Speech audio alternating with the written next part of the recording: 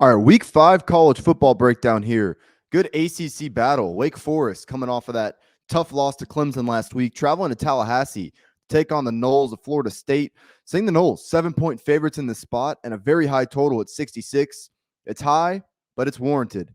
Right off the bat, the way I would want to play this game, and we'll get into this, if I were to play some sort of over here, I'd want to isolate Florida State's offense and play against Wake Forest defense because maybe there is a chance Sam Hartman and this Wake Forest offense will step up for this matchup.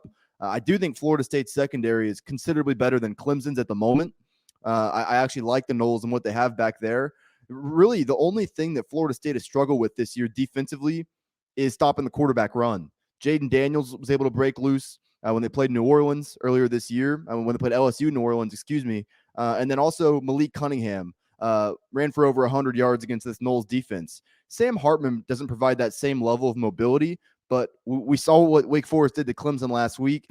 I have enough, questions there to where I'm going to wait and see. I haven't particularly loved Sam Hartman throughout college, but he's got good receivers. Maybe this offense, with all that experience they have turned a corner. What I feel pretty good about, though, seeing what Clemson and DJ Uiagalelei, somebody who I think this week against NC State is going to look like a totally different quarterback in a bad way.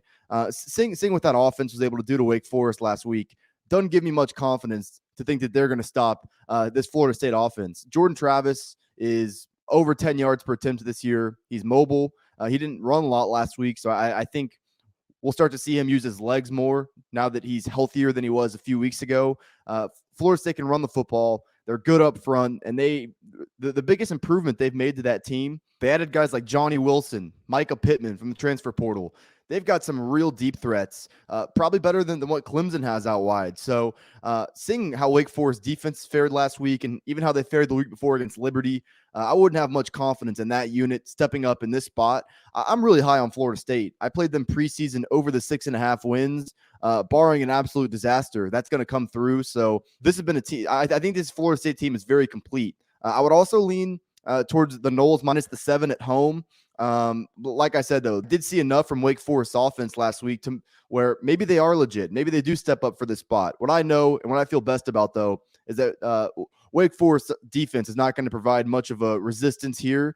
So I don't know if it's going to be a full 1-unit play. I'm recording this on Friday. I waited a little bit to record this breakdown because wasn't exactly sure how the weather was going to allow this game to happen. Weather's not going to be a factor here. This might just be a half-unit addition once team totals come out on Saturday, but I do like the Noles. Probably going to get that under 38. Right now I'm seeing team totals don't come out till Saturday, like I said, but projected team total would be 36.5.